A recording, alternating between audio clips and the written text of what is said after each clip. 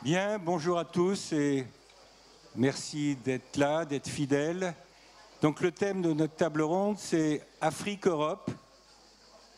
Je pense que l'ordre n'est pas inintéressant, c'est pas Europe-Afrique, c'est Afrique-Europe, une nouvelle dynamique.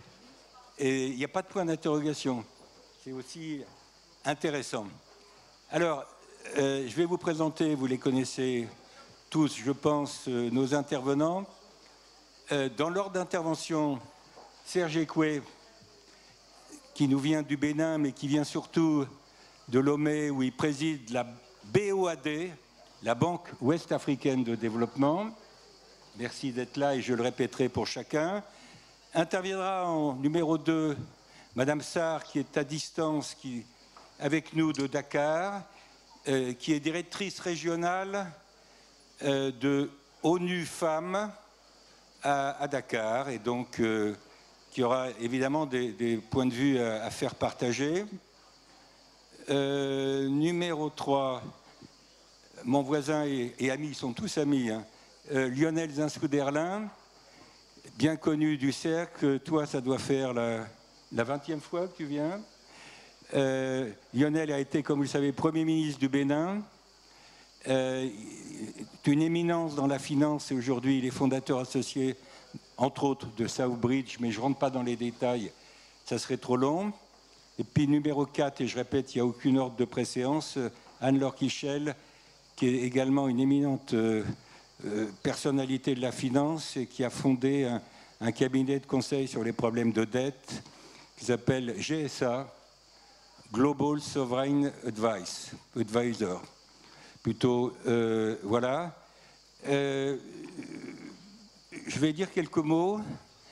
Je vais dire quelques mots sur notre sujet, évidemment, en m'engageant à être court. Bon, heureusement que je peux lire sans notes. Quand on regarde les chocs que nous traversons depuis 2 ans, la pandémie et aujourd'hui les conséquences de la guerre en Ukraine, et ces 2 chocs sont en train de s'intercroiser, de se cumuler même en ce moment. Il y a vraiment beaucoup de débats à l'articulation Afrique-Europe. Il y a la question sur laquelle on reviendra peut-être des vaccins et du partage des brevets. C'est-à-dire que, vous connaissez les chiffres, l'Afrique a un taux de vaccination qui est extrêmement bas en comparaison de ce que nous avons en Europe. Bon, comparaison n'est pas raison, mais c'est quand même un élément. Deuxième élément qui est plus directement lié au choc ukrainien, même si ça a commencé avant, c'est l'explosion des prix alimentaires, dont on va reparler. Je disais hier, excusez-moi de me citer, quand le prix de l'essence augmente, c'est embêtant, mais a priori, on n'en meurt pas. Quand le prix des produits alimentaires explose, il y a des questions de vie ou de mort pour une partie de la planète. Et donc, c'est vraiment du tout. Donc, il y a ce contexte-là qui doit créer plus de solidarité des 2 côtés de la Méditerranée, si je puis dire, l'Europe et l'Afrique et l'Europe. En même temps, ce n'est pas toujours le cas. Alors, il faut reconnaître que l'Europe a quand même fait des efforts, il y a eu des sommets, à l'initiative de la France.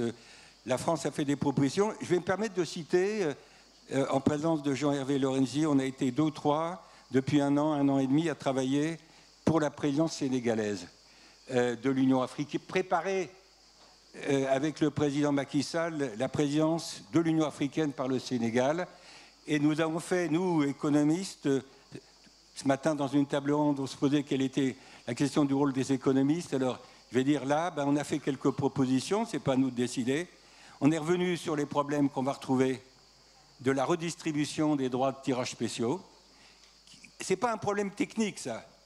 C'est un problème politique. Il ne faut pas se tromper de sujet. On a fait des propositions, nous, avec Jean-Hervé et quelques autres, sur la mise en place d'un mécanisme de stabilité financière en Afrique. Et moi, je vais avoir à titre personnel, j'en ai parlé à Jean-Hervé à l'occasion de travailler avec la BAD, excusez-moi, cher président de la BOAD, pour creuser un peu ce problème de mécanisme de stabilité financière. On a fait des propositions pour que les Africains mettent en place une agence de notation, une agence de rating, j'allais dire panafricaine. On a fait des propositions pour réduire le coût de la dette, etc. Tout ça est sur la table. Une partie de tout ça a été repris à son compte et à leur compte par le président Macky Sall à Addis Abeba quand il a ouvert la session de l'Union africaine. On va parler de ça, on va parler aussi de vos sujets. Mais ça peut se retrouver. Les sujets peuvent converger. Voilà ce que je voulais dire pour dire qu'on est en pleine actualité, on est en plein débat. Il y a à la fois peut-être des reproches qui nous sont faits à nous, Européens, de ne pas être assez là, de ne pas être assez, en quelque sorte, d'être trop regardant peut-être, dans un contexte où il faut bien que l'Europe ne se trompe pas. Le bilatéral Europe-Afrique, d'abord, ce n'est pas du bilatéral, et deuxièmement, l'Europe n'est pas seule sur le terrain africain. Il y a, comme vous le savez, une concurrence croissante avec la Chine, avec la Russie, parlons de la Russie. Donc l'Europe n'a aucune position de monopole de quoi que ce soit. Il y a de la concurrence sur ce sujet et il faut que cette concurrence soit faite à l'avantage et pas au détriment des pays africains. Cher Serge, à vous de démarrer pour 7-8 minutes. Merci. Christian, merci. Merci de me recevoir. C'est avec grand plaisir que je vais m'exprimer devant vous pour dire 2-3 points qui partent du constat que j'ai fait dès que je suis arrivé à la tête de la Banque ouest-africaine de développement, qui est que l'Afrique, les entreprises africaines, les banques africaines sont notoirement sous-capitalisées, notoirement. Et si nous continuons de ne pas comprendre que c'est le capital qui est la mère de toutes les batailles, on se trompe. On vit dans un continent qui est très habitué, très familier des sujets de dette, mais qui n'est pas familier des sujets de capital. Or, c'est le capital qui va guider la question de la fameuse prime de risque dont on parle. C'est le capital qui va permettre de pouvoir lever de la dette dans les meilleures conditions possibles. Et quand je dis les meilleures conditions possibles, ce sont des conditions en matière de niveau de taux, mais également de maturité. Vous ne pouvez pas développer un continent lorsque les États ou les entreprises ne peuvent pas s'endetter normalement dans de bonnes conditions à plus de 10 ans. Ce n'est pas jouable, ce n'est clairement pas jouable. Donc, ce constat, il est très fort. Et je suis très heureux qu'il ait été partagé par l'Union européenne, notamment le président Macron, lors de la dernière conférence de l'Union africaine-Union européenne qui s'est tenue à Bruxelles. Je suis très heureux de voir que le Global Gateway est quand même doté de 150 milliards, c'est déjà pas mal. Mais je dois dire que toutes ces bonnes intentions, toute cette bonne compréhension se heurtent à des faits qui, malheureusement, demeurent têtus. Les faits qui demeurent têtus, c'est quoi? D'abord, vous l'avez dit, Christian, c'est la question des droits de tirage spéciaux. Alors, c'est un de mes sujets favoris, parce que je considère que nous avions ici, au-delà des plans Marshall dont on parle à droite et à gauche, nous avions ici, et j'espère que nous avons ici, je veux continuer de parler avec un ton du présent, mais nous avons ici une opportunité historique, je dis bien historique, de pouvoir permettre à notre continent de pouvoir être responsable. Le capital, c'est la responsabilité.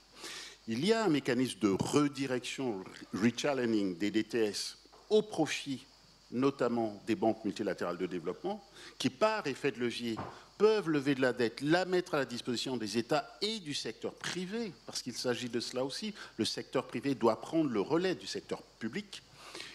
Donc il y a aujourd'hui cette opportunité qui se heurte à ce que vous avez dit, Christian, et je partage votre avis, que le sujet n'est pas technique, il est politique. Nous avons eu des difficultés, je dois dire, mais aujourd'hui nous convergeons, à faire comprendre qu'il fallait que nous passions d'une acception proprement monétaire des DCS à une accession plus financière. Bien, je pense que tout le monde comprend ça maintenant. La vraie question, c'est pourquoi ça n'avance pas. Voilà. Donc, c'est un de nos combats et je n'irai pas plus loin à ce stade, juste pour vous dire qu'encore une fois, pour moi, le capital, qui est la mère de toutes les batailles, c'est la responsabilité. Merci. Merci. Et il vous reste une créance en termes de temps que vous pourrez utiliser tout à l'heure. J'ai oublié de dire à vous tous que si vous souhaitez intervenir, on va faire comme pour les autres sessions. J'ai un iPad, je reçois les questions sur iPad de vous, de ceux qui sont là et de ceux qui sont à distance. Et j'essaierai de gérer ces questions pour le mieux vers notre panel. Madame Sarr, merci d'être avec nous. J'espère, voilà, souriante et aussi, j'imagine, au soleil de Dakar. Nous sommes ravis de partager ça. Je ne sais pas si vous avez envie de réagir sur ce qui a été dit jusqu'à présent, mais de toute façon, vous avez, je sais, des sujets à faire valoir, et merci d'être avec nous. Merci beaucoup. Je souhaite à tout le monde une excellente fête de Tabaski. Donc aujourd'hui, c'est Eid au Sénégal. Mais je suis ravie de me connecter parce que pour moi, nous ne pouvons pas développer ce continent en ne libérant pas 50% de son potentiel. Et ce capital humain, ce sont les femmes. C'est pour cela que je me suis connectée. Je sais que les conversations seront économiques, mais moi, mon headline, c'est de dire que nous ne pouvons pas réussir ces relations Afrique-Europe si nous ne mettons pas les femmes au cœur de la conversation.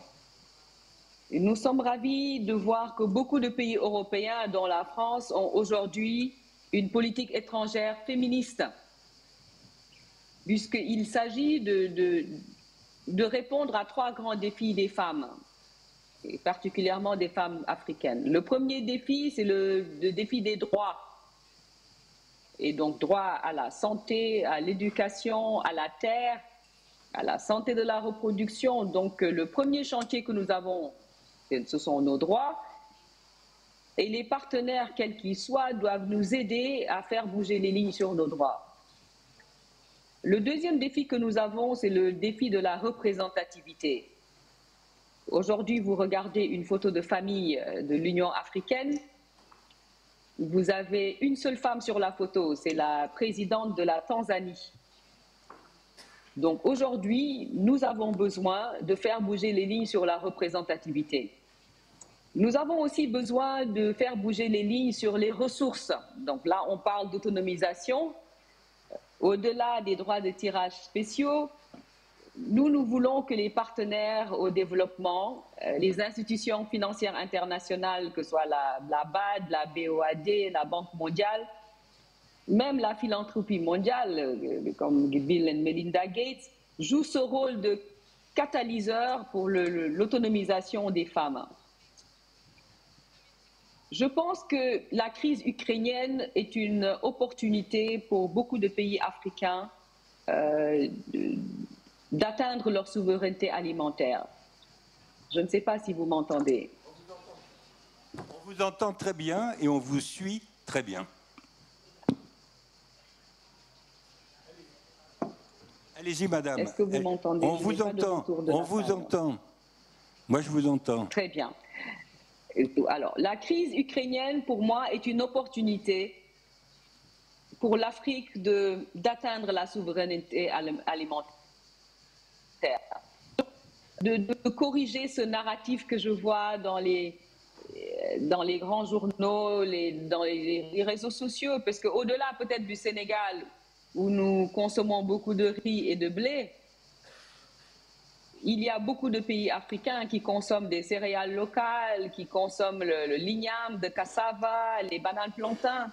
Donc je ne pense pas que peut-être cette vision du monde que nous avons, que l'Afrique va mourir de faim demain parce que nous n'avons pas de blé venant de l'Ukraine, n'est pas forcément juste. Et même d'ailleurs au niveau des fertilisants, moi, le peu que j'en sais, le plus grand producteur de fertilisants en Afrique, c'est l'OCP, l'Office chérifien des phosphates.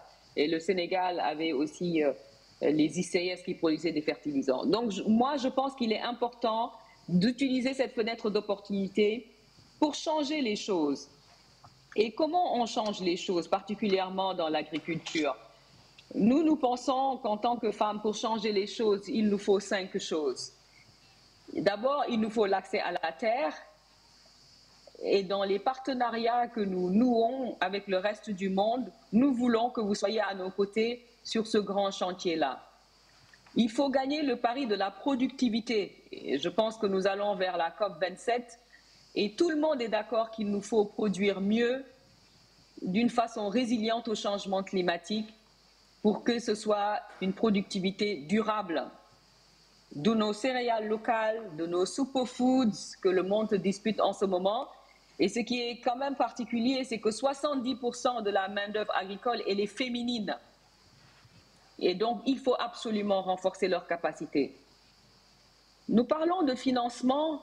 Et lorsqu'on parle de financement, moi, je suis le porte-étendard des femmes en Afrique de l'Ouest et du Centre. Donc, le bureau que je gère au Sénégal couvre 24 pays.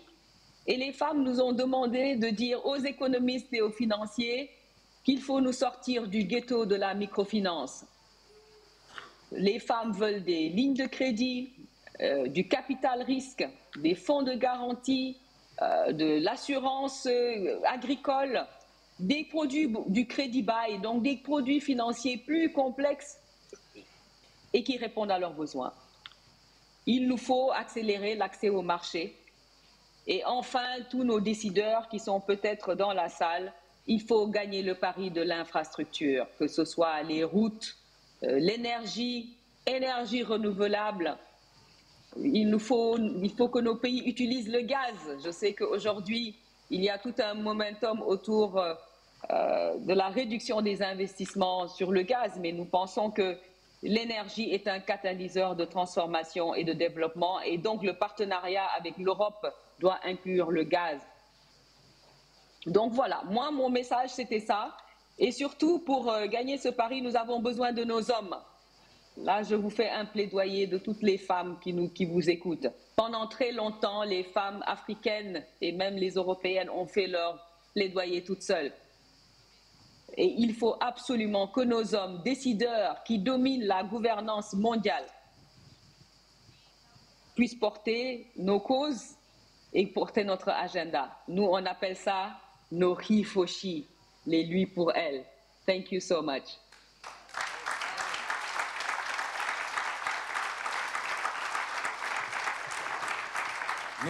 Merci beaucoup, madame. Et vous aurez eu l'occasion de reprendre la parole tout à l'heure, j'en suis sûr.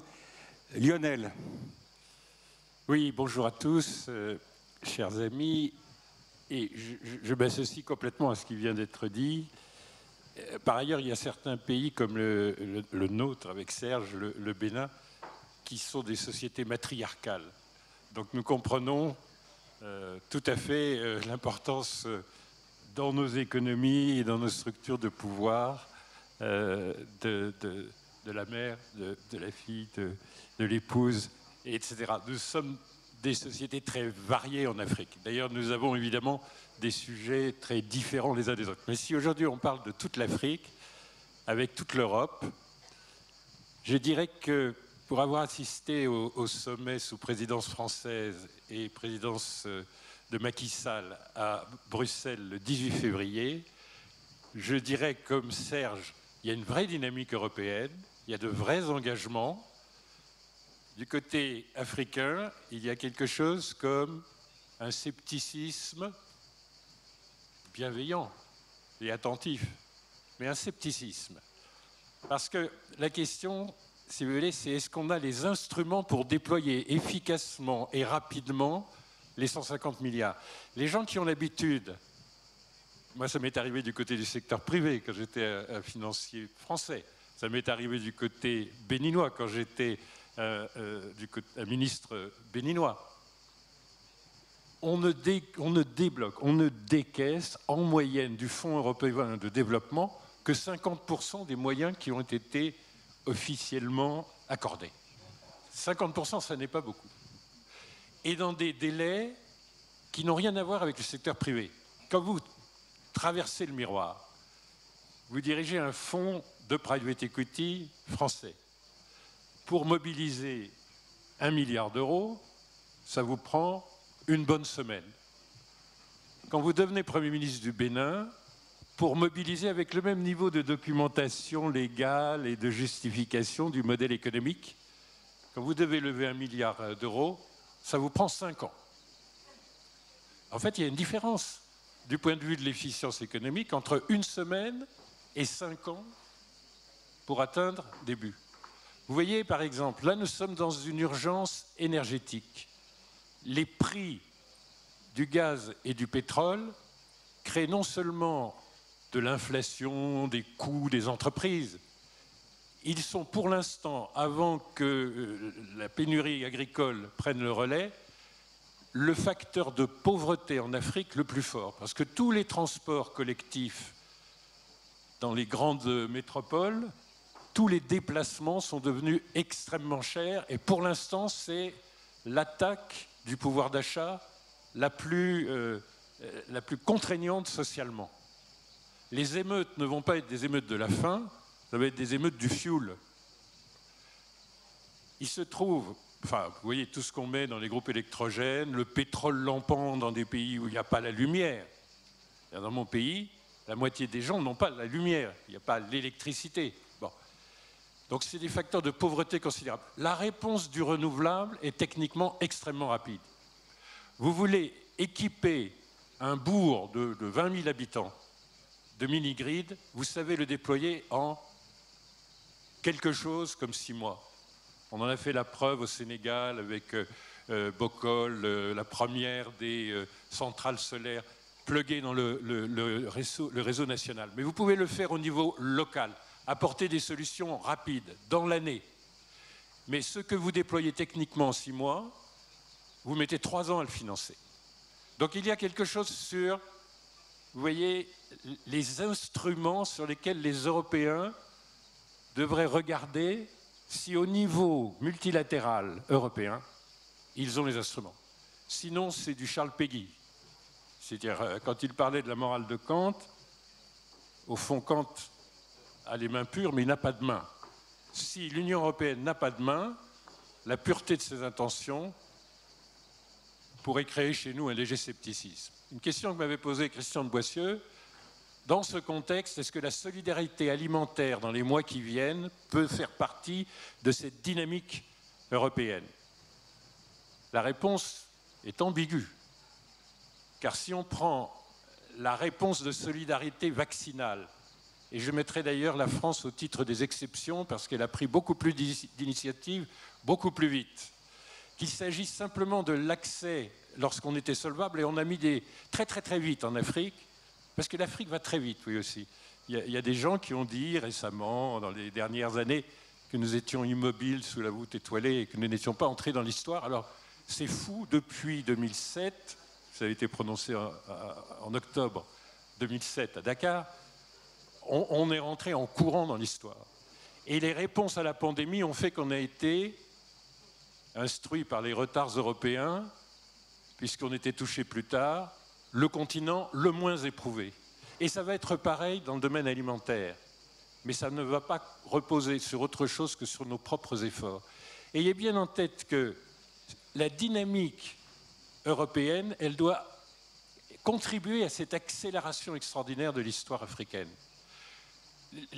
Tout à l'heure, Madame Sarr parlait d'apporter aux femmes, qui sont la majorité de la... Là, je crois que je suis en train de consommer la minute supplémentaire de M. Serge Écoué, donc je vais arrêter tout de suite, à moins qu'il me la prête avec un taux d'intérêt convenable. Ayez bien en tête que dans cette accélération qu'on va mettre en œuvre sur l'alimentation, nous avons une élasticité extraordinaire. Je vous donne un exemple. Au Mali, et ça a fait chuter le gouvernement, on a baissé le prix du coton, première ressource du pays, de 250 à 200 francs CFA le kilo. On est tombé de 700 000 tonnes à 350 000 tonnes. C'est une culture annuelle. En 6 mois, on avait liquidé la première ressource du pays. Bien formé à l'école de guerre, le nouveau régime militaire a augmenté à 280, on est remonté à 900 000 tonnes. L'accélération est extraordinaire. Par ailleurs, nous sommes un continent vide, parce que les Européens nous voient comme pullulants, n'est-ce pas? Mais nous sommes vides, nous avons une densité de 40, c'est pour ça que nous avons des terres arables. Donc nous avons des capacités de réaction extraordinaires. Mais dans ce cas-là, il faut que l'aide publique soit affecté à ce qu'évoquait Serge, c'est-à-dire plutôt du capital patient, mais il faut surtout qu'il vienne vite. Et sur les DTS, ce qui est préoccupant, c'est que c'est une invention euro-africaine. C'est une conversation d'avril 2020 entre le président Cyril Ramaphosa et le président Macron, qui a convaincu la chancelière, qui a convaincu le G20. Mais c'était une réponse qui devait être portée à 100 milliards de dollars, faite pour se relever de la pandémie. Et aujourd'hui, on est en train de nous contester son usage, et notamment le mettre à la disposition des banques de développement, ce qui fait qu'on va recevoir en 2025 de quoi répondre aux problèmes de 2021. Je vous assure que si l'Europe veut avoir une morale, il faut aussi qu'elle ait des mains. Pour être plus positif, le secteur privé est en pleine évolution en Afrique. Je ne suis pas sûr encore que les grandes entreprises européennes, dont certaines se replient d'Afrique, accompagnent le mouvement des États. Or, c'est très important. À Bruxelles, il y avait très peu de chefs d'entreprise. Il n'y avait vraiment que des officiels, très très peu, quelques financiers dans l'antichambre, mais très très peu d'industriels. Nous avons besoin de l'opinion, et l'opinion éclairée que vous êtes, nous avons besoin de l'opinion pour dire le secteur privé doit accepter de considérer que nous sommes une partie de son avenir en Europe et une partie extrêmement dynamique. Cessez de croire à toutes les balivernes, nous allions tous mourir du Covid, nous sommes pour l'instant parmi les survivants. Je crois que nous pouvons nous engager à être assez efficaces pour ne pas tous mourir de faim, et il faut regarder l'Afrique pour ce qu'elle est, c'est-à-dire un continent extrêmement résilient avec, aujourd'hui, dans le monde financier, moins de conservatisme que dans le monde industriel, et notamment sur la finance climat. Tout va se jouer en Afrique parce que rien n'a encore commencé en Afrique sur les forêts, sur l'agroforesterie et sur toute une série de financements rentables. L'Afrique est vierge. Il faut que le secteur privé européen le comprenne et vienne à l'appui de cette force extraordinaire qui monte, qui est le secteur privé africain. Merci.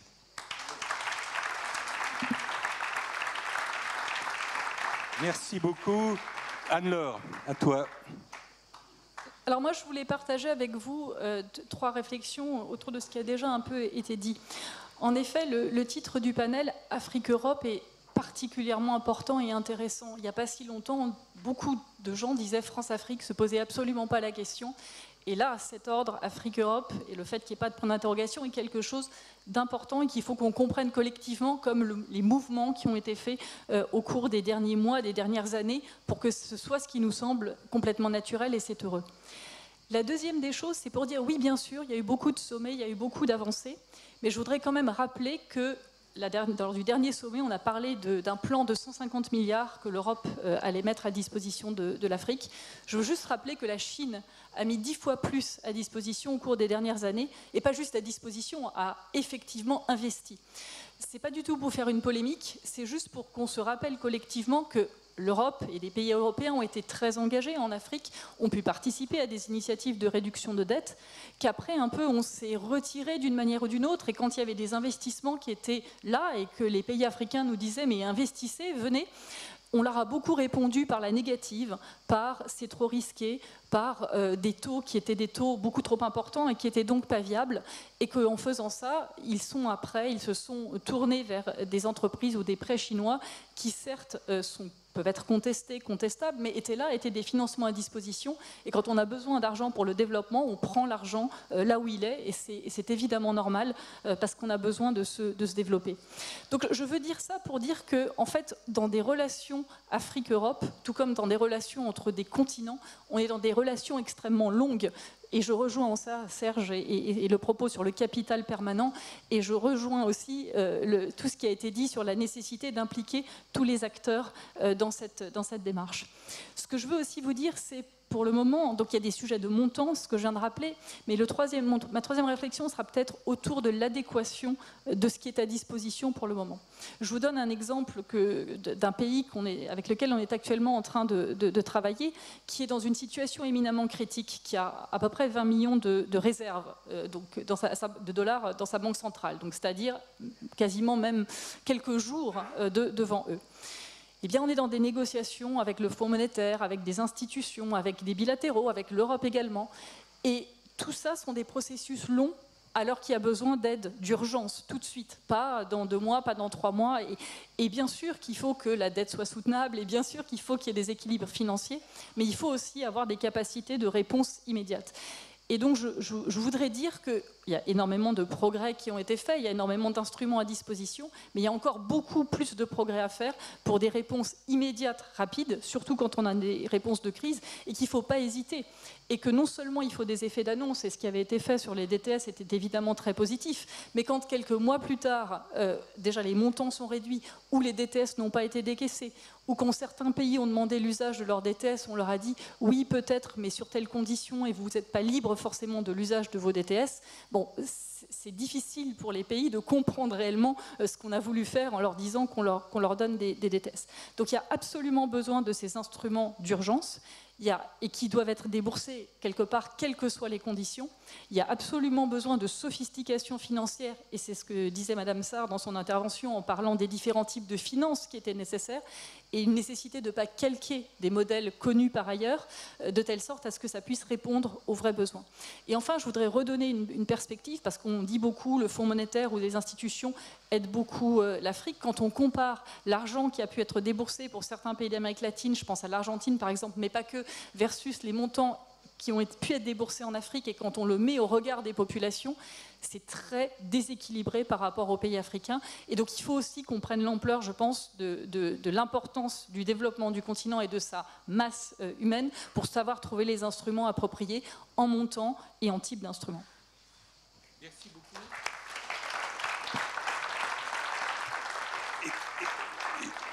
Alors, il y a plusieurs questions que je vais vous proposer, enfin qui ne viennent pas de moi, auxquelles je vais peut-être ajouter mon grain de sel. Alors, vous les prenez et répondront ceux qui voudront bien, ceux qui auront un avantage comparatif pour y répondre. Serge, je crois que tu parlais des banques, et Madame Sarr en parlait en disant... au-delà pas de la mode, au-delà du microcrédit, il faudrait aussi que les femmes aient accès à des financements bancaires. C'est ce que j'ai compris aussi là-dessus son intervention. Il y a une question sur la santé des banques africaines. Qui doit capitaliser les banques du continent africain? Et comment? Pouvoir public ou privé? Si tu veux bien stocker. Je vais jusqu'au bout. Comme ça, vous allez vous partager le boulot. Il y a une question anonyme. L'Afrique est aujourd'hui comme une femme courtisée, mais qui ne connaît pas sa valeur. Comment inverser la tendance pour que l'Afrique soit intégrée, qu'elle pèse de son vrai poids dans les instances de décision au niveau mondial? Et comment l'Europe peut l'aider à y arriver? Hier, Madame Lagarde rappelait quelque chose qui me paraît important à propos du G20. Vous avez aujourd'hui un seul pays africain membre du G20 qui est l'Afrique du Sud. Quand je relevais cette sous-représentation de l'Afrique, ça veut dire 55 pays sont représentés par un. Regardez les autres parties du monde, le taux de représentation est plus élevé que je sache. Bon, 1 pour 55 pays.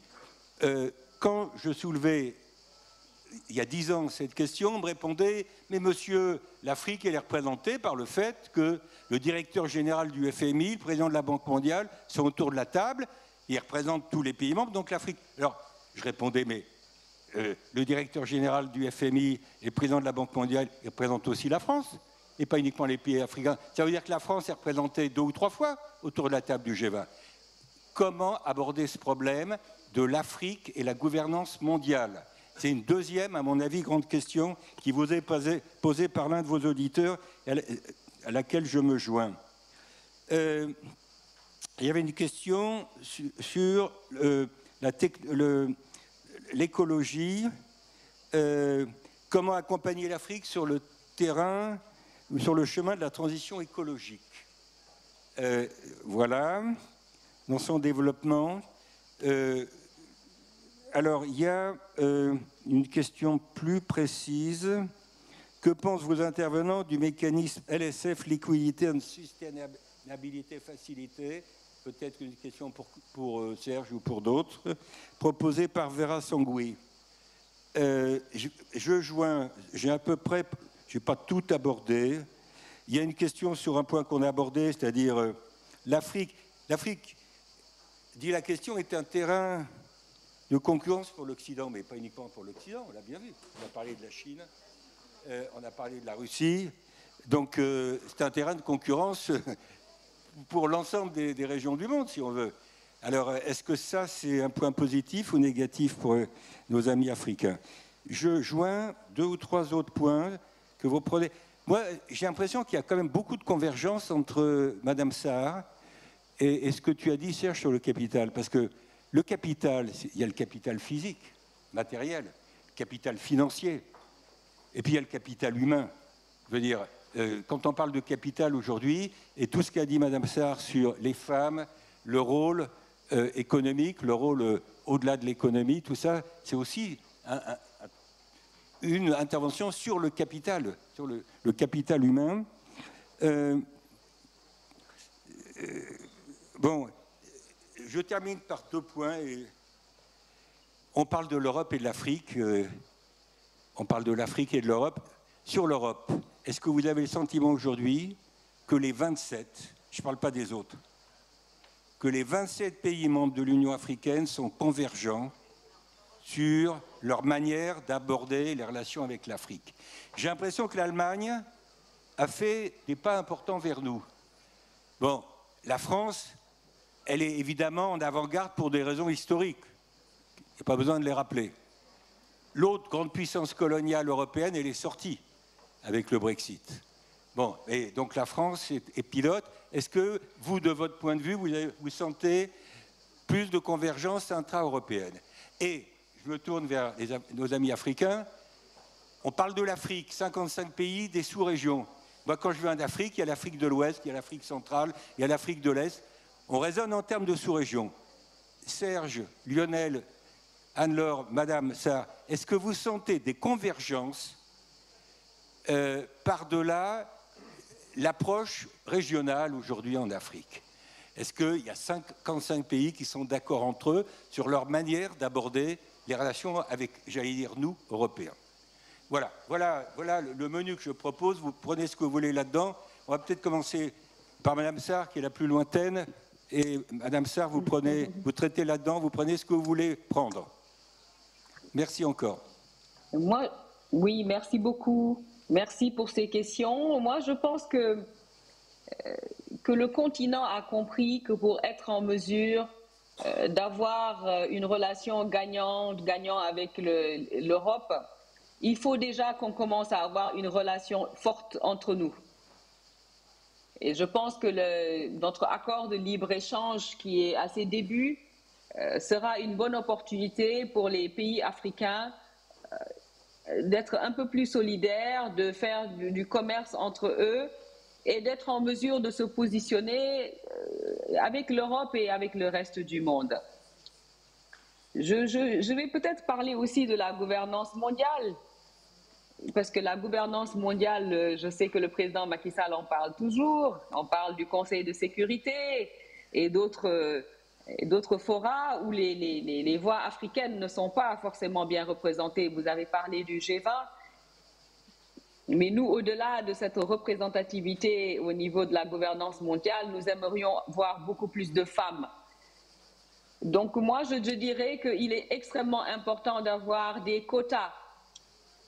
Et je viens d'un pays, le Sénégal, où nous avons la parité depuis 2012 au niveau de l'Assemblée nationale et au niveau local. Nous savons aussi que certains pays ont un momentum autour de l'entrepreneuriat féminin, puisque dans cette émergence dont nous rêvons, nous sommes convaincus que l'émergence est une femme. Et la Banque mondiale accompagne des initiatives sur le continent comme la BAD pour créer cet écosystème de petites PME et aider peut-être avec des politiques publiques. Moi, je donne toujours en exemple le Kenya. Vous savez que le Kenya donne 30% de sa commande publique, donc les appels d'offres de l'État, aux femmes, aux jeunes et aux personnes avec handicap. Nous avons quelques pays en Afrique qui ont des systèmes de ce qu'on appelle affirmative procurement. Le Togo en a, le Sénégal a un embryon sur les PPP. Et donc nous pensons que pour faire bouger les lignes, je terminerai avec ça, il faut une volonté politique forte pour qu'il y ait une mise en œuvre vraiment accélérée. Et je pense que tout ce que j'ai entendu aujourd'hui nous confirme qu'il faut accélérer la cadence. Si nous voulons atteindre nos objectifs, si nous souhaitons avoir des taux de croissance à 2 chiffres, il nous faut libérer le potentiel économique de nos femmes, puisque nous sommes convaincus, en tout cas, ONU Femmes, que l'émergence est une femme. Merci beaucoup. Merci beaucoup. Merci beaucoup. Serge, tu as une petite créance en termes de temps. Bon, très bien. Merci Christian. Le système financier international, dans le fond, sait faire 2 choses. Le système financier, s'agissant de l'Afrique, le système financier international sait faire des dons, au motif que voilà, vous n'êtes pas éligible au marché mature, donc voilà, on va vous donner de l'argent. Vous voyez bien que ça ne fonctionne pas, puisque cela permet juste aux États qui bénéficient de ces dons d'avoir la tête juste au-dessus de la ligne de flottaison. Ça ne marche pas. La deuxième chose que le système financier international sait faire, c'est faire des prêts. Mais des prêts qui, encore une fois, ne sont pas de nature à permettre de financer les investissements dont on a besoin, et j'y reviendrai, dans les conditions de taux, dans les conditions de maturité. Sur finalement 5 secteurs qui sont des secteurs clés. Nos sujets, dans le fond, ils sont relativement simples.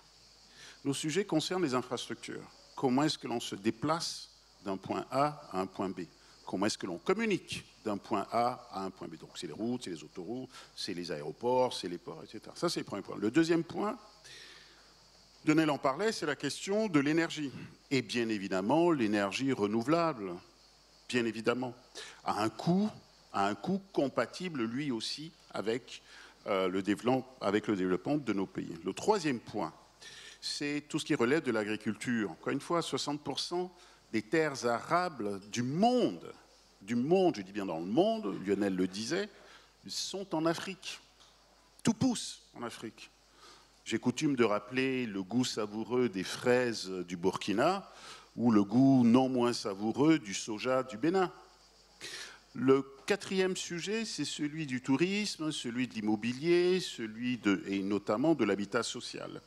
Et enfin, celui du capital humain, c'est tout ce qui relève de la santé et de l'éducation. Voilà les 5 grands sujets. Avec, en fil rouge, c'est tout ce qui relève de la responsabilité sociale et environnementale. Voilà notre sujet. La quadrature du cercle, je parle devant le président du cercle des économistes, la quadrature du cercle, elle est là. Alors, aujourd'hui, mon sujet, c'est celui du capital. Le capital, encore une fois, c'est la responsabilité, c'est qui porte les premières pertes. Alors, il y a le système des garanties qui aide un peu, mais je n'y suis pas toujours très favorable. Je pense qu'il faut responsabiliser les gens en leur donnant la capacité de pouvoir s'appuyer sur des fonds propres solides. Et d'ailleurs, je suis heureux de m'exprimer ici devant de mes anciens responsables, de mes anciens patrons, Olivier.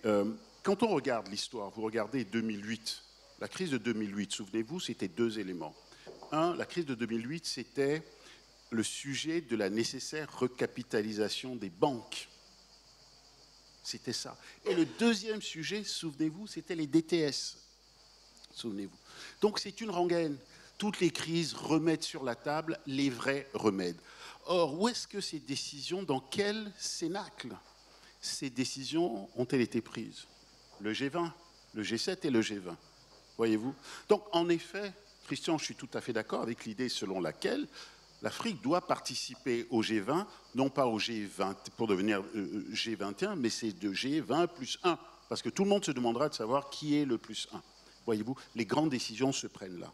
Je voudrais également rappeler une chose. Vous savez, c'est cette phrase de Richelieu qui disait que il ne faut pas craindre l'incertitude, il faut juste s'y préparer. Les chocs arrivent.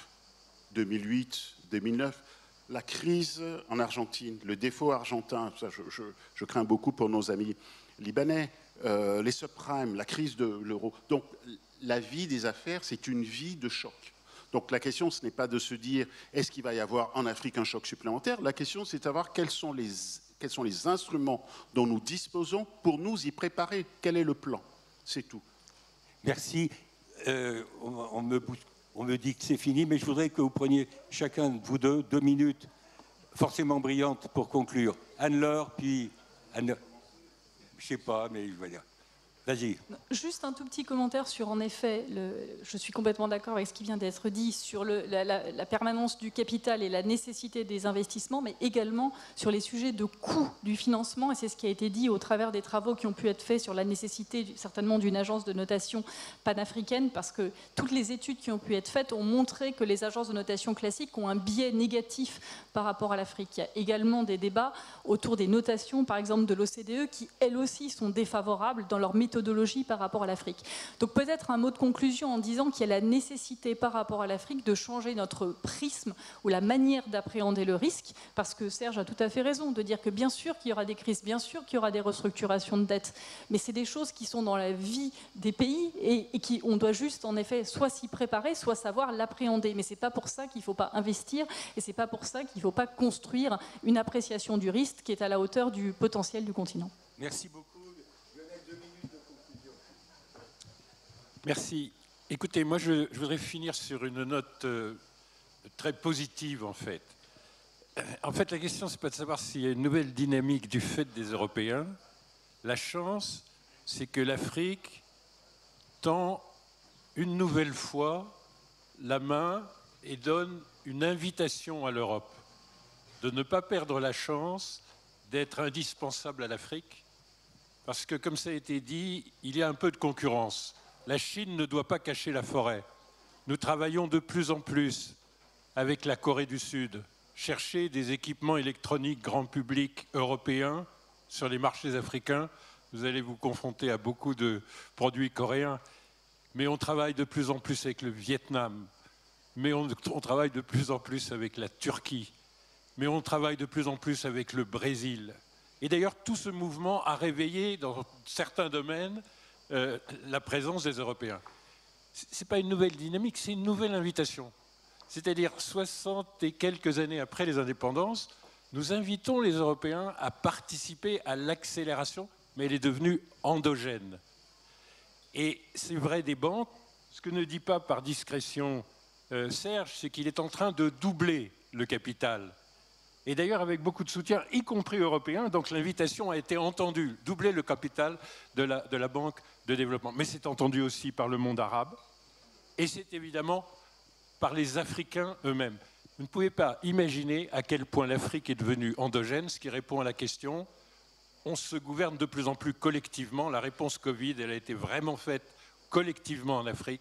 La négociation de la dette bilatérale a été faite collectivement en Afrique, en parlant pour les 55 membres de l'Union africaine. Mais il y a une phrase, il y a deux mots qui m'ont frappé. On a parlé de femmes courtisées pour l'Afrique. Question, oui. Écoutez, c'est quand même mieux d'être courtisé que, ramenant à notre histoire, d'être violé. Là, nous sommes courtisés et nous invitons. Quel était le passé, d'ailleurs, de la relation amoureuse, qui a pu passer de faire sa cour à faire ses viols? Quelle qu'a été l'histoire? Ça, c'est le passé. Aujourd'hui, c'est une vraie invitation dynamique. Je ne dis pas du tout que c'est la dernière chance pour l'Europe, mais je vous assure, elle se gouverne comme si elle était un ensemble de 55. Et d'ailleurs, parmi les pays européens qui aiment bien travailler avec nous et qui progressent plus que les grandes puissances, il y a la Roumanie, il y a la Pologne, il y a l'Espagne. Donc toute l'Europe est invité par toute l'Afrique. Bravo, merci à vous tous. Merci à nos intervenants. On laisse la place. Going to give the floor now to the rest in the next session. Thank you.